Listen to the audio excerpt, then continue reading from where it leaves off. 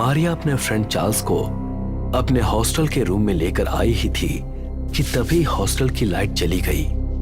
ओह God, इतनी सर्दी में लाइट को भी अभी जाना था। अच्छा खासा जलता हुआ हीटर भी बंद हो गया। कोई बात नहीं मारिया, मैं कैंडल जला लेता हूँ। जरा धीरे बोलो चार्ल्स, मेरी हॉस्टल की वार्डन बहुत ज्यादा स्ट्रिक्ट है। अगर गलती से उसने तुम्हारी आवाज सुन ली ना तो मुझे अभी इसी वक्त हॉस्टल से बाहर निकाल देंगी। चार्ल्स ने मुस्कुराते हुए कैंडल जला दी। अचानक ही चार्ल्स की चीख निकल गई। तुम पागल तो नहीं हो गए हो? चीख कर पूरे हॉस्टल को उठाओगे क्या? ये कोई तरीका है क्या मजाक करने का? चार्ल्स ने कांपते हुए उंगली से छत की ओर इशारा करके कहा। वो क्या है मारिया? मारिया की जैसे ही नजर रूम की छत पर गई तो उसके गले से दहशत के मारे चीख निकल गई। अगले दिन मारिया और चार्ल्स की लाश हॉस्टल के चर्च के सामने बने हुए एक पुराने कुएं में मिली। इस घटना के 6 महीने बाद एना हाथ में मार्कशीट पकड़े हुए अपने घर में घुसी और अपने पिता को देखकर खुशी से बोली, डैडी देखिए, मैंने पूरे कॉलेज में टॉप किया है। ये तो बहुत अच्छी बात है बेटी, मुझे तुम पर हमेशा से गर्व रहा है। तुम्हें जितना पढ़ना था एना, तुमने पढ़ लिया। अब तुम्हारी उम्र शादी की हो गई है। पागल हो गई हो क्या?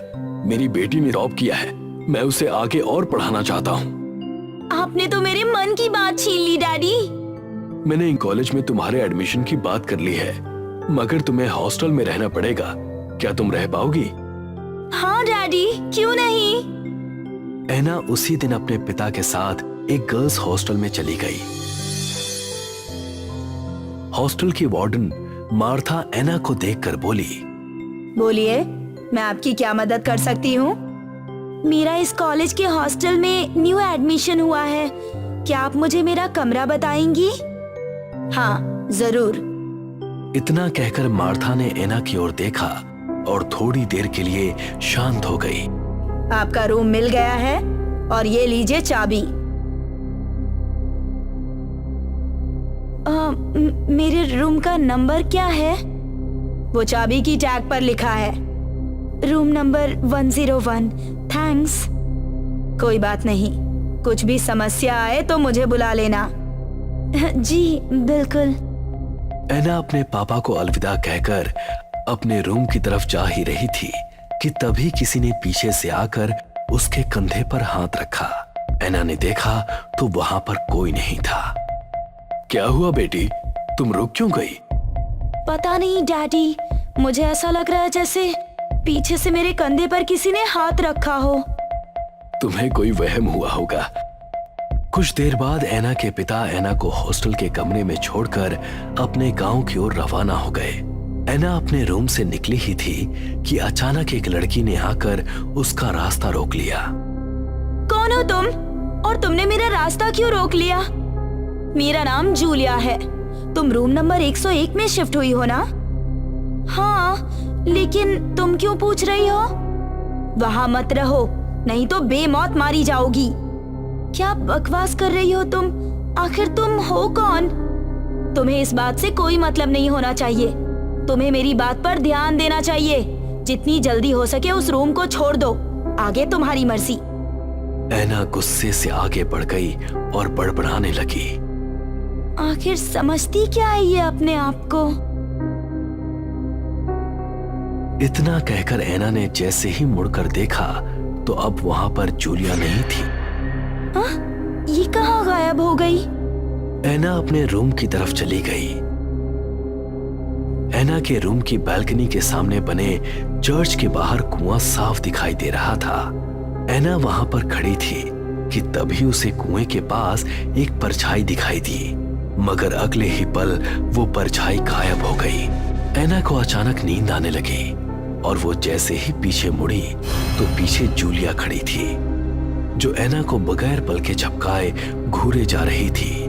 और उसे देखकर पता नहीं क्यों एना के डर से रोंगटे खड़े होने लगे। उसने डरते डरते हकलाते हुए कहा, आखिर तुम हो क्या? और तुम कब दबे पांव मेरे रूम में आ गई?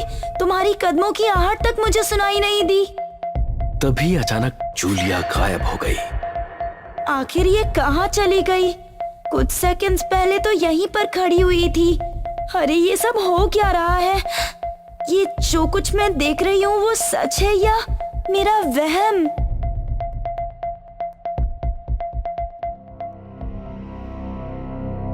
एना बेड पर बैठ गई। अचानक उसका पूरा हाथ खून से नहा गया। ओह माय गॉड, ये सब क्या हो रहा है? मेरे हाथ अचानक खून से कैसे रंग गए? कहीं ये मेरा वहम तो नहीं? अचानक छत से खून की बूंदें एना के हाथ पर टपकने लगी। एना ने जैसे ही छत की ओर देखा तो उसके होश उड़ गए। एना चीखती हुई बोली, ओह माय गॉड, ये सब क्या हो रहा है? ऐसा नहीं हो सकता। क्या ये सच है या मेरा वहम? छत पर एक लड़की छिपकली की तरह चिपकी हुई उसे घूर रही थी। उसके चेहरे का एक हिस्सा पूरा काला था। उसकी दोनों आंखें पूरी तरह से लाल थी। अचानक वो भयानक दिखने वाली लड़की कूदकर नीचे आ गई और एना को घूर कर खा जाने वाली नजरों से देखने लगी। तुम जो कुछ भी देख रही हो वो तुम्हारा वहम नहीं बल्कि सब कुछ सच है। कौन हो तुम और मुझसे क्या चाहती हो? अचानक उस लड़की की जीभ लंबी हो गई और उसकी जीभ ने एना की गर्दन को जकड़ लिया। एना को ऐसा महसूस हुआ जैसे कि कोई उसके शरीर से उसका खून खींच रहा हो। तभी अचानक एना के कानों में मार्था की आवाज टकराई। क्या हुआ तुम्हें? क्या तुम बहरी हो? मैं इतनी देर से तुम्हें आवाज लगा रही हूँ लेकिन तुम कुछ जवाब ही नहीं दे रही, बस बुत बनी हुई खड़ी हो। अचानक एना ने खुद को अकेला खड़ा पाया। वो बड़ी फुर्ती से मार्था की ओर पलटकर देखने लगी। क्या हुआ? एना ने एक ही सांस में मार्था को सारी घटना बता दी। कभी कभी हमें जो दिखता है वो सच नहीं होता है ना, हमारी आंखों का भ्रम भी होता है। याद रखना, अगर तुम उसे सच समझोगी तो वो सच होगा और अगर भ्रम समझोगी तो सिवाय भ्रम के और कुछ भी नहीं होगा। एना मार्था को हैरत भरी नजरों से देखने लगी। मैं आपकी किसी भी बात का मतलब नहीं समझ पा रही हूँ। प्लीज आप मुझे बताइए कि आखिर ये सब हो क्या रहा है? मार्था एना की बात का बगैर जवाब दिए कमरे से बाहर चली गई। अगली सुबह एना फिर से मार्था के पास जाकर बोली, मुझे पूरा विश्वास है कि आप मुझसे कुछ छुपा रही है। ऐसा कुछ भी नहीं है एना, प्लीज मेरी मदद कीजिए। कल जो भी घटना मैंने आपको बताई थी, मेरा मन वो मानने को बिल्कुल भी तैयार नहीं है कि वो मेरा वहम था। कल आपने मुझसे कहा था कि अगर मैं अपनी आंखों देखी को वहम समझूंगी तो वो वहम होगा और अगर हकीकत समझूंगी तो हकीकत होगा। इस पहेली की सच्चाई क्या है? एना की बात सुनकर मार्था एना को बहुत ही गौर से देखते हुए बोली, कभी कभी सच कल्पना से भी ज्यादा खतरनाक होता है एना। बहुत सालों पहले इस हॉस्टल के कमरे में जूलिया नाम की एक लड़की रहा करती थी जो चर्च के अंदर काला जादू करती थी। एक दिन हॉस्टल की पहली वार्डन ने जूलिया को अपनी आंखों से एक मासूम की बलि देते हुए देख लिया। मारने के बाद वो लाश को चर्च के सामने बने हुए कुएं में फेंक दिया करती थी और आवेश में आकर लोगों ने जूलिया को जिंदा जला दिया। एना डरी हुई नजरों से मार्था की ओर देखने लगी। अगर ऐसी बात थी तो फिर आपने मुझे इस बारे में पहले क्यों नहीं बताया? इस बारे में हॉस्टल में कोई बात नहीं करता। कहते हैं जो भी कोई जूलिया के बारे में बात करता है वो जिंदा नहीं बचता। मार्था ने इतना कहा ही था कि तभी अचानक एना के होठों पर रहस्यमयी मुस्कुराहट आ गई। ये अचानक तुम्हें क्या हो गया? तुम मुस्कुरा क्यों रही हो? एना भारी आवाज में मार्था की ओर देखकर बोली, जब तुम्हें पता है कि इस बारे में जब कोई बात करता है तो वो जीवित नहीं बचता, ये जानने के बाद भी तुमने जूलिया के बारे में हॉस्टल में आई नई लड़की से बात करनी शुरू कर दी। एना की जुबान से ये शब्द सुनकर मार्था का शरीर डर से थरथराने लगा। अचानक ऐना का चेहरा देखते ही देखते जूलिया के रूप में परिवर्तित हो गया। जूलिया अपना भयानक चेहरा लिए हुए उसके सामने खड़ी थी। जूलिया का भयानक चेहरा देखकर मार्था की आंखें डर से फटी की फटी रह गईं। उसने हकलाते हुए उसकी ओर देखकर कहा, मुझे छोड़ दो, मुझे छोड़ दो। नामुमकिन, मैं तुम्हें किसी भी कीमत पर जीवित नहीं छोड़ सकती। तुम्हें भी दूसरी वार्डन की तरह मरना होगा। तुम तो यहाँ पर 10 साल से वार्डन की जॉब कर रही हो। क्या तुम्हें नहीं पता कि इस गर्ल्स हॉस्टल को गर्ल्स हॉस्टल नहीं बल्कि मौत का गर्ल्स हॉस्टल कहते हैं। अचानक जूलिया की जीभ लंबी हो गई और मार्था की गर्दन से लिपट गई। कुछ ही पलों में मार्था का शरीर बेजान होकर गिर पड़ा। अचानक जूलिया का चेहरा सामान्य हो गया और वो ऐना के रूप में परिवर्तित होकर बेहोश हो गई। अगले ही पल उसकी आंख खुली तो ऐना ने देखा कि उसके सामने खड़ी भयानक जूलिया और मार्था की लाश पड़ी हुई थी और वो चर्च के सामने कुएं के पास खड़ी थी। तुझे समझाया था ना मैंने, लेकिन तूने मेरी बात नहीं मानी और लोग मुझे डायन कहते हैं। वो समझते हैं कि उन्होंने मुझे खत्म कर दिया। बेवकूफ, इतना भी नहीं जानते कि मैं तो यहाँ से कभी गई ही नहीं थी।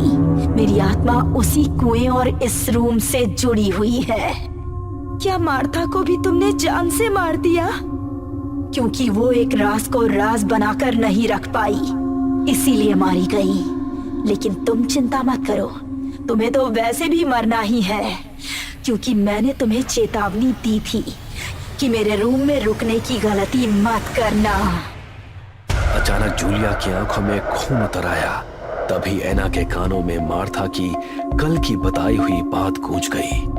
तू सिर्फ एक भ्रम है और कुछ नहीं। तू तो पहले से ही मर चुकी है। तू मेरा क्या बिगाड़ेगी? इतना कहकर ऐना बगैर देरी किए हुए बेहद फुर्ती से भागी। जूलिया चाहकर भी पीछा नहीं कर पाई। ऐना दौड़कर हॉस्टल से बाहर निकल आई। ऐना आज तक उस मौत की गर्ल्स हॉस्टल को नहीं भूल पाई।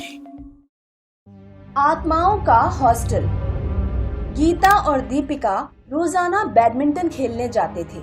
आज भी गीता शाम को ठीक 5 बजे दीपिका के घर पहुंच गई। आंटी, दीपिका कहाँ है? बेटा, आज दीपिका बहुत बीमार है, उसे बुखार आ रहा है, इसीलिए वो सो रही है। गीता उदास होकर रोड पर घूमने निकल जाती है। टहलते टहलते वो शांति देवी हॉस्पिटल पहुंच जाती है। वो देखती है कि हॉस्टल के अंदर कई लड़कियां बैडमिंटन खेल रही हैं और उसे बुला रही हैं। गीता हॉस्टल के अंदर चली जाती है। उधर गीता की माँ गीता का इंतजार कर रही थी। 9 बज गए हैं, ये लड़की कहाँ रह गई? गीता की माँ दीपिका के घर पहुँचती है और दीपिका की माँ से गीता के बारे में पूछती है। दीपिका आज उसके साथ खेलने गई ही नहीं। दीपिका बीमार है। गीता की माँ आसपास की जगहों पर गीता को ढूंढती है। वो देखती है कि शांति देवी हॉस्पिटल के सामने रोड पर एक कंकाल पड़ा हुआ है। वो कंकाल गीता का होता है। गीता का सिर और चेहरा ठीक होते हैं और सिर के नीचे का सारा शरीर कंकाल होता है। गीता की माँ जोर से चिल्ला पड़ती है। क्या है शांति देवी हॉस्टल का राज? आइए सुनते हैं कहानी आत्माओं का हॉस्टल। प्रिया अपने गांव से चंद्रपुर आई थी। उसने चंद्रपुर के कॉलेज में एडमिशन लिया था। पिताजी, मैं रहूंगी कहाँ? बेटा, किराए पर कोई कमरा ले लेंगे। प्रिया और उसके पिता शहर में कमरा ढूंढने जाते हैं। सुनिए, यहाँ कहीं किराए पर कमरा मिल जाएगा? भाई साहब, आप थोड़ा लेट हो गए। शहर के सारे कमरे उठ चुके हैं। अब अगर आपको कमरा मिल जाए तो बस चमत्कार ही समझिए। ये आदमी तो पागल लग रहा है। चलिए कहीं और ढूंढते हैं। प्रिया और उसके पिता कमरा ढूंढते ढूंढते शांति देवी हॉस्टल के गेट पर पहुंचते हैं। एक बुढ़िया गेट पर खड़ी होती है। सुनिए भाई साहब, कमरा ढूंढ रहे हैं क्या लड़की के लिए? हाँ, मिल जाएगा। हमारे हॉस्टल में खाली एक ही कमरा बचा है। प्रिया के पापा हॉस्टल में फीस जमा कर देते हैं और बुढ़िया से कहते हैं, बहुत बहुत शुक्रिया माँ जी। प्रिया के पापा प्रिया को हॉस्टल में छोड़कर चले जाते हैं। प्रिया बहुत थक चुकी थी, इसीलिए वो नहा धोकर सो जाती है। प्रिया के बेड के बराबर में अलमारी रखी थी। प्रिया की आंख खुलती है तो वो देखती है कि अलमारी के ऊपर भूतनी बैठी है। प्रिया के ऊपर कूद जाती है। प्रिया भयानक तरीके से चिल्ला पड़ती है। प्रिया की आंख खुल जाती है। उसे पसीना आ रहा था और सांसें बहुत तेज चल रही थी। लगता है मैंने भयानक सपना देखा। तभी कोई प्रिया का दरवाजा जोर जोर से खटखटाता है। प्रिया दरवाजा खोलने जाती है। दरवाजे पर वही बुढ़िया होती है। वो एक हाथ में एक ट्रे पकड़ी हुई होती है। ट्रे पर एक कपड़ा पड़ा हुआ होता है। बेटी, कुछ खा ले, मैंने सोचा तू भूखी होगी। बुढ़िया प्रिया को ट्रे देकर चली जाती है। प्रिया खाना खाने बैठती है।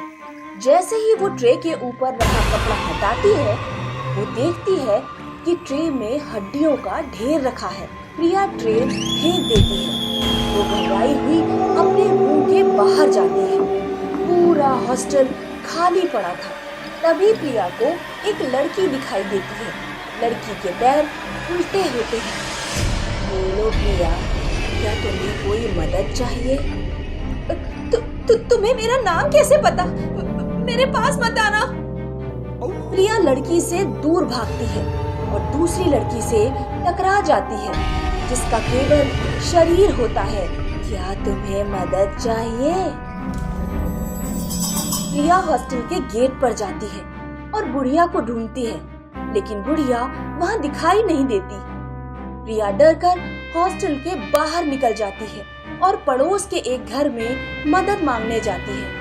वो घर गीता का ही था, जो पहले सीन में दिखाई गई थी। प्रिया घर का दरवाजा खटखटाती है। गीता की माँ बाहर आती है। क्या बात है बेटी, तुम कौन हो? आंटी, मैंने उस शांति देवी हॉस्टल में कमरा लिया है, लेकिन वहाँ कुछ अजीब घटनाएं हो रही हैं। उस हॉस्टल में आत्माओं का वास है। 2 साल पहले उन्होंने मेरी बेटी गीता को मार डाला था। और बुढ़िया जिसने मुझे और मेरे पिता को रूम लेने के लिए पूछा था? बेटी, वो बुढ़िया तो 20 साल पहले मर चुकी है। उसकी आत्मा हॉस्टल के आसपास भटकती रहती है। अच्छा हुआ तुम हॉस्टल से बाहर निकल आई। गीता की माँ प्रिया को अंदर ले जाती है और उसे पानी पीने को देती है। लेकिन वहाँ आत्माओं का वास क्यों है? 20 साल पहले वो शहर की मेडिकल कॉलेज की लड़कियों का हॉस्टल था। स्ट्रेस में आकर वहाँ कई लड़कियों ने सुसाइड किया था। तुम चाहो तो मेरे घर रह सकती हो। वैसे भी अपनी बेटी की मौत के बाद मैं बहुत अकेली हो गई हूँ। प्रिया गीता की माँ के पास रहकर ही अपनी पढ़ाई पूरी करती है। आज भी शांति देवी हॉस्टल पर आत्माओं का कब्जा है।